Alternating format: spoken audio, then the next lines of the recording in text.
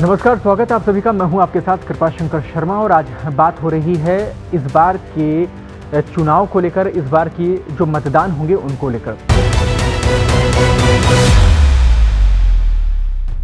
देखिए, supreme court में चुनाव आयोग को लेकर काफ़ी कुछ चर्चा रही। कल भी जब सुनवाई हुई तो काफ़ी टिप्पणियां उस दौरान भी हमें मिली और इसके साथ ही इससे पहले भी, यानी कि जो बिहार का पूरा मुद्दा चल रहा था, क्योंकि वहाँ पे SIR यानी कि स्पेशल इंटेंसिव रिवीजन के ऊपर चर्चा लगातार चल रही है। कुछ विरोध भी देखने को मिला उस पूरे प्रोसेस को लेकर और कुछ नाराज़गी भी देखने को मिली। हालांकि सुप्रीम कोर्ट ने इस प्रोसेस पर अभी रोक नहीं लगाई है। विवाद क्या था इस पूरे मुद्दे को लेकर, उसके ऊपर चर्चा की जाएगी। इसके साथ ही मतदान जो करेंगे इस बार लोग, यानी कि पूरे प्रोसेस में जब सूची वापस से सामने आएगी, वोटर लिस्ट जब सामने आएगी, तो इस बार उसमें चेंजेस क्या होंगे, किस किस का नाम शामिल होगा और अगर डॉक्यूमेंट्स देने हैं तो किन किन को देने होंगे वापस से, ये भी इस बार इस चर्चा में हम शामिल कर रहे हैं। उसको लेकर भी बातचीत होगी।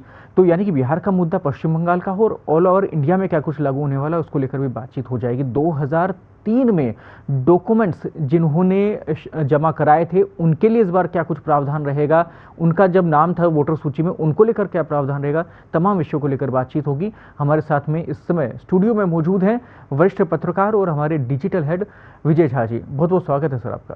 विजय जी, सबसे पहले तो हम सिंपल सा एक प्रोसेस समझना चाहेंगे। कुछ दिनों से काफ़ी खबरें चल रही हैं कि वोटर लिस्ट में अगर नाम जुड़ रहा है, स्पेशली अगर हम बात करें बिहार की, तो उसमें दस्तावेज़ की ज़रूरत नहीं है। दस्तावेज़ इन द सेंस कि क्या वो सिर्फ प्रोसेस में, यानी कि शुरुआत में उसकी रिक्वायरमेंट नहीं है, या कुछ लोगों ने ऐसी भी खबर चला दी कि दस्तावेज़ के बिना ही इस बार तो नाम जुड़ जाएगा, जो कि गलत है। आप एक बार हमारे जो दर्शक हैं, तमाम दर्शक, उन्हें पूरा एक बार प्रोसेस बताइए। देखिए, अभी जो बिहार में प्रक्रिया शुरू हुई है, ये वोटर लिस्ट का स्पेशल इंटेंसिव रिवीजन, इसको शॉर्ट में SIR कहा जा रहा है। और इस पूरी प्रक्रिया के तहत क्या होता है कि वोटर लिस्ट को नए सिरे से बनाया जाता है। और ऐसा नहीं है कि भारत में ये पहली बार हुआ है, 1 दर्जन से ज़्यादा बार पहले हो चुका है। बिहार में ही अगर हम बात करें तो 2003 में अंतिम बार यह किया गया था और इसके बाद 2004 में हो चुका है।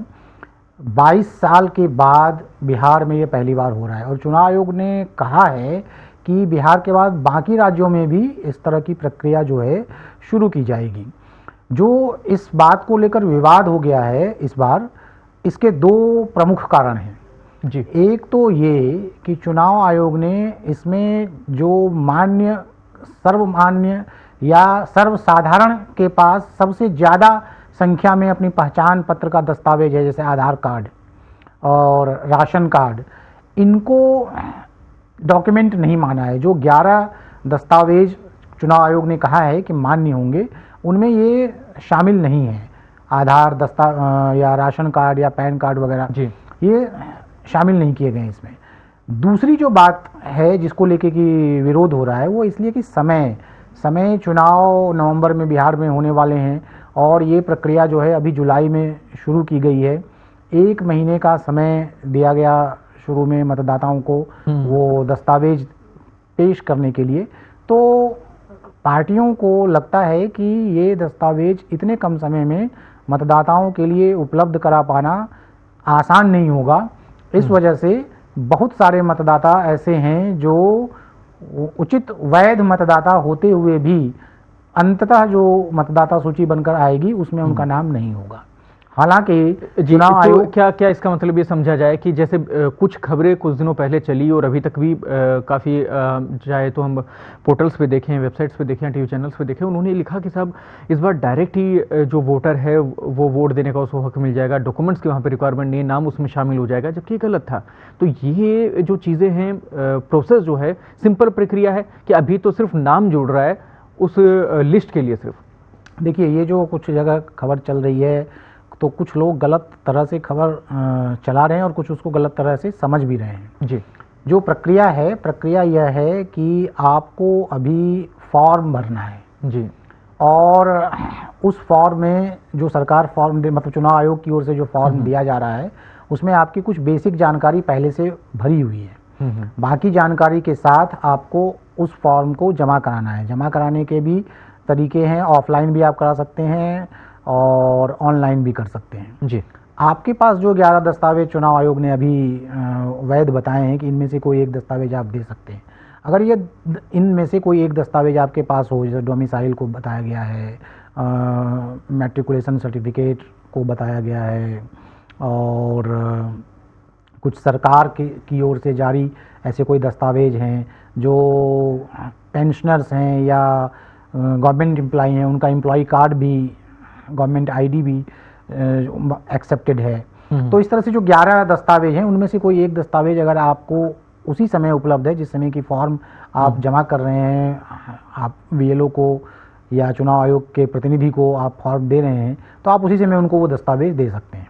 अगर आपके पास ऐसा नहीं है, दस्तावेज नहीं है जी, तो भी आप फॉर्म भरकर दे सकते हैं। सबमिट तो एक बार आप करवा सकते हैं, उसके बाद में आपको समय मिल जाएगा। हाँ, अभी जो फिर ड्राफ्ट 1 महीने के बाद जो ड्राफ्ट चुनाव आयोग की ओर से ड्राफ्ट लिस्ट जारी होगी, वो 30 अगस्त तक, उसके बाद उसमें आपको संशोधन की मोहलत दी गई है।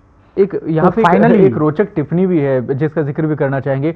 सुप्रीम कोर्ट ने भी कहा कि इतनी जल्दी तो मैं भी डॉक्यूमेंट नहीं जमा करा पाऊंगा, उसको लेकर क्या कहेंगे आप? बिल्कुल, उस पर अभी आते हैं। ये प्रक्रिया एक बार पूरी तरह से बता दें तो 30 अगस्त तक जो है आपको ड्राफ्ट वोटर लिस्ट पर आपके नाम में अगर आपको दस्तावेज आपने दे दिए या आपको कोई आपत्ति है तो वो आप जमा करा सकते हैं, और उसके बाद सितंबर में अंतिम मतदाता सूची आएगी।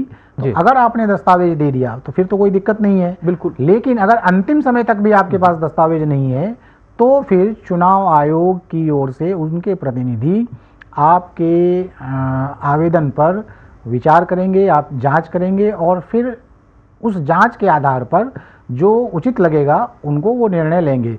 इसमें ये भी हो सकता है कि आपका नाम सूची में शामिल भी हो सकता है, सूची से बाहर भी हो सकता है, और अगर चुनाव आयोग को ऐसा लगा कि आपकी नागरिकता संदिग्ध है तो आगे संबंधित विभाग को चुनाव आयोग की ओर से यह जानकारी भी फॉरवर्ड की जा सकती है कि इस व्यक्ति की नागरिकता संदिग्ध लग रही है, आप इसे देख लें। अब जो आपने बात की सुप्रीम कोर्ट में टिप्पणी की, तो 10 जुलाई को इस मामले में सुप्रीम कोर्ट में सुनवाई थी। बहुत सारे लोग सुप्रीम कोर्ट में गए हैं इस मामले को लेकर, कुछ पॉलिटिकल पार्टीज भी गई हैं, एडीआर जो है एक एनजीओ वो भी गया है। उनका कहना, कुछ लोग ऐसे भी थे जो कह रहे थे कि इस प्रोसेस को भी रोका जाए, कुछ लोगों ने कहा नहीं, अब हम रोकने के लिए नहीं कहेंगे क्योंकि समय बहुत कम है। सुप्रीम कोर्ट ने भी रोकने के लिए नहीं कहा। सुप्रीम कोर्ट ने कहा कि प्रोसेस आपने जो शुरू किया है उसको जारी रखिए। सुप्रीम कोर्ट ने एक सलाह दी, सलाह ये दी कि आप जो डॉक्यूमेंट मांग रहे हैं उसमें आधार, वोटर कार्ड, राशन कार्ड को भी शामिल कर लीजिए। हालांकि सुप्रीम कोर्ट का ये एक सजेशन है, कोई ये डायरेक्शन या इंस्ट्रक्शन या ऑर्डर नहीं है ये। सुप्रीम कोर्ट ने ये भी कहा कि अगर आपको लगता है कि इन 3 चीज़ों को शामिल नहीं किया जा सकता है तो आप नहीं कीजिए, लेकिन इसका एक वैलिड रीजन होना चाहिए, इसका एक कारण होना चाहिए, ऐसे ही इसको बाहर मत रखिए। फिर 28 जुलाई को सुप्रीम कोर्ट ने चुनाव आयोग से जवाब भी मांगा है। इसी बीच में सुप्रीम कोर्ट के जज ने एक टिप्पणी करते हुए कहा कि जितना कम समय दिया, अगर इतने कम समय में या इतनी जल्दी अगर आप मुझसे ही कहें तो मैं भी डॉक्यूमेंट नहीं दिखा सकूंगा। तो इससे ये पता चलता है कि जिस तरह के डॉक्यूमेंट मांगे जा रहे हैं उस तरह के डॉक्यूमेंट आसानी से जनता के पास उपलब्ध नहीं। दूसरी एक बात और ये है, जटिलता इसमें बनी रहेगी इस बार। हाँ, और आधार, वोटर कार्ड की बात करें, राशन कार्ड की बात करें, तो बिहार में ही अगर हम बात करें तो तकरीबन 90% लोगों के पास आधार कार्ड है, और 8 करोड़ के आसपास लोग ऐसे हैं जिनके पास की वोटर कार्ड है।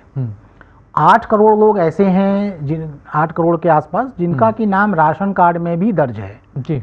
तो ये ऐसे डॉक्यूमेंट हैं, कुल वोटर भी समझिए कि 7-8 करोड़ के बीच हैं, तो ज़्यादातर वोटर के पास ये दस्तावेज उपलब्ध हैं। लेकिन जो दस्तावेज मांगे गए हैं चुनाव आयोग की ओर से, यह वहाँ की जो सोशो इकोनॉमिक कंडीशन है उसको भी देखते हुए, अगर हम ज़्यादातर जो लोग हैं वहाँ पर ईबीसी कैटेगरी में हैं, तो उनके पास इनमें से जो दस्तावेज चुनाव आयोग ने अभी वैध किए हैं। एक्चुअल में विवाद भी कहीं ना कहीं शुरुआत इसी से हुई कि आधार कार्ड जब पूरे देश में लागू कर दिया गया तो आधार कार्ड बेसिक एक डॉक्यूमेंट अपने आप में हो गया, जिसकी वजह से सारी चीज़ें उससे ऐड होती गई, चाहे बैंक खाते हों या अन्य चीज़ें हों, अन्य डॉक्यूमेंट्स हो, सब आधार से लिंक इस समय है। तो ऐसे में हर आदमी ये चाहेगा कि अब उसको इससे ज़्यादा पेचीदगी का सामना ना करना पड़े और इजी वे में उसका काम हो जाए। यही कारण है कहीं ना कहीं बाकी जो पॉलिटिकल पार्टीज़ हैं उन्होंने भी इससे निशाने पर लिया और सवाल भी उठाए। सर, पश्चिम बंगाल में कुछ और मुद्दा वहाँ पे भी पनप रहा है, वहाँ पे भी नाराज़गी सी नज़र आ रही है, वहाँ आपको क्या नज़र आता है? देखिए, जो आधार को लेकर जो विवाद है वो इसलिए है कि आधार पहचान पत्र है, नागरिकता का प्रमाण पत्र उसे नहीं मानती है सरकार और उसे पहचान का एक प्रमाण पत्र माना जा रहा है।